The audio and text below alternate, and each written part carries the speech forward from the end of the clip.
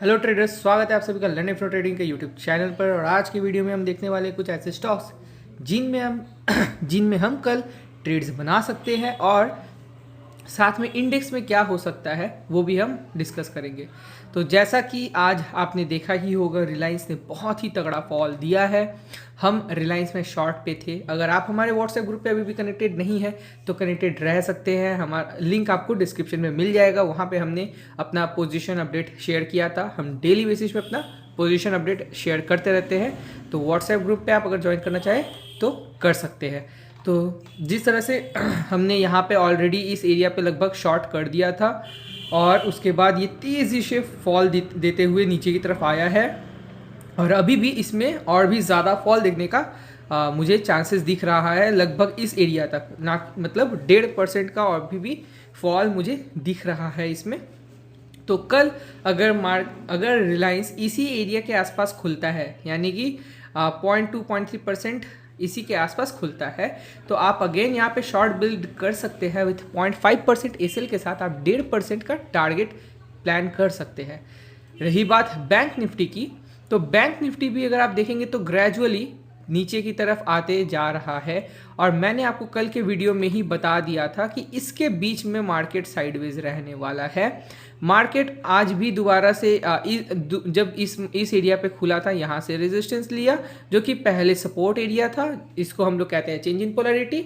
यानी कि आप ये देखिए, यहाँ से मार्केट ने सपोर्ट लिया था, फिर ऊपर गया, फिर सपोर्ट लिया, फिर सपोर्ट लिया, और अब की जब इसने तोड़ा तो ये यहाँ गया और इसने यहाँ से रेजिस्टेंस लिया। नाउ मार्केट ने यहाँ से सपोर्ट लेने का कोशिश तो किया लेकिन सस्टेन नहीं कर पाया और नीचे की तरफ तोड़ दिया है। तो अब जो है आपके लिए क्लियर कट जो है टारगेट बहुत ही बढ़िया मिल जाता है। तो कल बैंक निफ्टी अगर इसी एरिया के आसपास खुलता है, याद रखिए गैप अप नहीं खुलना चाहिए। गैप अप बोलने का मतलब है 0.8%, 0.9%, इस तरह से इतना ऊपर नहीं खुलना चाहिए। अगर 0.3, 0.4% के आसपास के अंदर खुलता है बैंक निफ्टी इसी एरिया पे, तो आप यहाँ पर अगेन जैसे ही इस लेवल को तोड़े जो कि है 38,213, इस एरिया को तोड़ते ही आप अगेन यहाँ पे भी 50 से 100 पॉइंट का एसएल के साथ आप यहाँ पर लगभग 300-400 पॉइंट का टारगेट इजीली देख सकते हैं। 400 से 500 पॉइंट इजीली आपको मिल जाएगा निफ्टी बैंक में, यानी कि बैंक निफ्टी पे।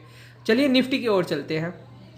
निफ्टी पे अगर आप देखेंगे तो यहाँ पे अभी एक चैनल पैटर्न फॉर्मेशन आपको नज़र आ रही है और निफ्टी अगेन दोबारा इस एरिया तक आ सकता है। अब इंटरेस्टिंग बात है हमें ये देखना कि क्या निफ्टी यहाँ पे आने के बाद ग्रीन कैंडल बना के हायर हाई बनाता है। अगर बनाएगा तो 1 से 2 दिन मार्केट यहाँ पे सस्टेन कर जाएगा और फिर ऊपर या नीचे जो कि बने वो हिसाब से देखा जाएगा और हम लोग उसके ऊपर अपडेट देखेंगे।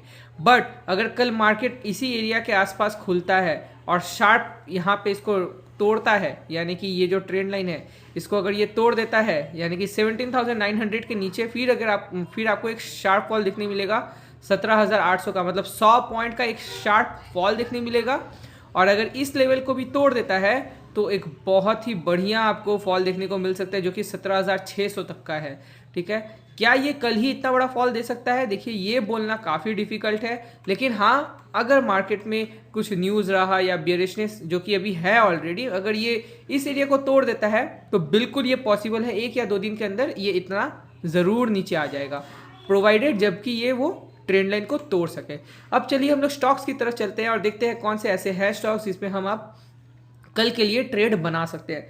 देखिए एक चीज़ मैं हमेशा कहता हूँ कि जब मार्केट बियरिश है तो कोशिश करिए आप सेलिंग के साइड में बैठे रहने का, और जब मार्केट बुलिश रहता है तो आप कोशिश करिए कि बाइंग साइड में ट्रेड्स बनाने का। ठीक है, इससे क्या होगा कि आपके स्टॉक को जो भी इंडेक्स है उसका फ्लो बहुत इजीली मिलेगा, यानी कि आप समझ लीजिए आपके सामने हर्डल कम रहेगा। सपोज मान लीजिए आप नौके पे है सवार और आप एक सागर में नौके को चला रहे हैं, ठीक है, या फिर कहे तो ओशन में आप नौके को चला रहे हैं और वहाँ पे अगर लहर जिस तरफ चल रही है उसी तरफ अगर आप नौका चलाते हैं तो आपको ज़्यादा एफर्ट नहीं पड़ेगा। बट अगर आप लहर के ऑपोजिट में अगर आप नौका चलाने जाएंगे तो आपको बहुत ही ज़्यादा प्रॉब्लम आएगी, और वही चीज़ यहाँ पे भी होता है। तो अभी जैसे कि डॉक्टर रेड्डी में मैंने कल ही बता दिया था आप लोगों को कि यहाँ पे बाई और शॉर्ट दोनों के लिए बन सकता है, प्रोवाइडेड किस तरफ तोड़ता है। ये बहुत ही अभी अच्छे लेवल पे है। अब अगर ये गैप अप नहीं देता है, इसी एरिया पे खुलता है 4800 के नीचे, जैसे ही निकले 4806 इसके नीचे जैसे ही निकले, आप शॉर्ट बिल्ड करिए विथ 0.5% एसएल के साथ। आपका पहला टारगेट 2 से 3% का हो सकता है। जी हाँ, आपको करना है क्या, आपको ट्रेल करते चलना है बस, लेकिन यहाँ पे आपको बहुत बढ़िया मूव देखने को मिल सकता है। एक्सिस बैंक में अगर हम देखते हैं तो एक्सिस बैंक भी काफ़ी तगड़े फॉल में अभी दिख रहा होगा आपको, और ट्रेंड लाइन भी तोड़ चुका है। जी हाँ, यहाँ पर देखिए इसने कितना बार इस एरिया को टेस्ट किया है, 1 time, 2 time, 3 time and 4th time. Now इसने इसको तोड़ दिया है। आपका इंट्राडे में आप 713 का एक लेवल है वो मुझे दिख रहा है। अगर शॉर्टर टाइम फ्रेम पे आपको मैं लेकर चलूँ तो जी हाँ, यहाँ से आप देख सकते हैं कि पहला जो टारगेट है आपका 713 का हो सकता है, प्रोवाइडेड 723 जो बंद हुआ है 721 के नीचे अगर वो निकलता है तो 713 आपका पहला टारगेट होगा, और इसको अगर वो तोड़ देता है तो 707 आपका दूसरा टारगेट बन जाएगा। तो ये 2 टारगेट के लिए एक्सिस बैंक को आप शॉर्ट कर सकते हैं इंट्राडे पे। चलते हैं बजाज फिनसर्व की तरफ। अगेन बजाज फिनसर्व में भी आप देख रहे हैं इसी ट्रेंड लाइन पे लगातार सपोर्ट लेके वो ऊपर की तरफ जाते गया है। अभी जब कोई भी एक ट्रेंड लाइन को बार बार इतनी बार सपोर्ट लेता है, वो ट्रेंड लाइन वीक हो जाता है अल्टीमेटली। और अगर कल को मार्केट इस लेवल को तोड़ता है जो कि आपका है 18,111, इसको अगर वो तोड़ता है तो पहला टारगेट आपका 17,997 और दूसरा टारगेट आपका 17,822 का हो जाएगा। चलिए अब कोल इंडिया की तरफ बढ़ते हैं और देखते हैं वहाँ पे हमारे लिए क्या रखा है।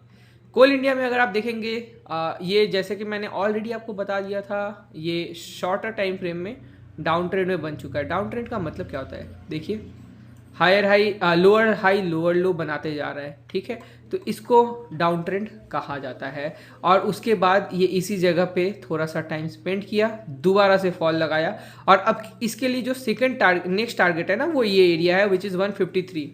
तो अगर कल कोल इंडिया इसी के आसपास खुलता है, 159 के आसपास खुलता है, और 159 ये जो कैंडल का लो है विच इज समवेयर अराउंड 158.6 है, इसको अगर तोड़ता है तो आपको क्रेजी फॉल 2 से 3% का अगेन देखने को मिल सकता है। याद रखिए जब मार्केट फॉल करता है तो वो ज़्यादा टाइम स्पेंड नहीं करता, तेजी से गिरावट देता है। तो एक्शंस प्लान आपके खुद के तैयार रखिएगा, जैसे ही मार्केट आपको वो सिग्नल दे आप तुरंत उसमें एक्टिविटी अपना शो कर दीजिए, ठीक है। उसके लिए आप और ज़्यादा टाइम स्पेंड मत करिए। 158 को जैसे ही थोड़े आप शॉर्ट बना दीजिए 0.5% एसएल के साथ। हाँ बिल्कुल, 0.5% एसएल के साथ आप एटलीस्ट 1.5 से 2%, और जो कि हमको हाईएस्ट यहाँ पे दिख रहा है 3% तक का आप टारगेट प्लान कर सकते हैं। तो यही रहे doctor Reddy, axis bank, Bajaj Finserv और कोल इंडिया, ये 4 स्टॉक्स और हमारे जो भी इंडेक्स है उनमें अपडेट। अगर आप हमारे पोजीशंस के साथ लगातार जुड़े रहना चाहते हैं, साथ में हम कुछ एजुकेशन और नॉलेज भी शेयर करते रहते हैं, तो आप हमारे व्हाट्सएप ग्रुप से भी जुड़ सकते हैं, जहाँ पे मैं अपने जो भी कोर्सेज है उसके बारे में अपडेट्स और जो भी हम अपने अकाउंट के साथ प्लान कर रहे हैं वो सभी चीज़ हम वहाँ पे शेयर करते रहते हैं। लिंक आपको डिस्क्रिप्शन पे मिल जाएगा। तो इस वीडियो में इतना ही दोस्तों। अगर आपने अभी तक हमारे चैनल को सब्सक्राइब नहीं किया है तो बिल्कुल कर लीजिए, और हमारे इस बेल आइकन को ज़रूर दबा दीजिएगा जिससे कि आपको नोटिफिकेशन मिल जाएगा। हम कोशिश करते हैं डेली आपके लिए ये वीडियोस ला सके। तो इस वीडियो में इतना ही दोस्तों, हम मिलेंगे आपसे अगली वीडियो में, तब तक के लिए बाय बाय।